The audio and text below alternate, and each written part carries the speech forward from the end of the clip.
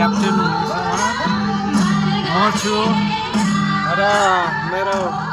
दुईजना पाहुनाहरू हुनुहुन्छ फ्रम सिकागो युएस र हामी चाहिँ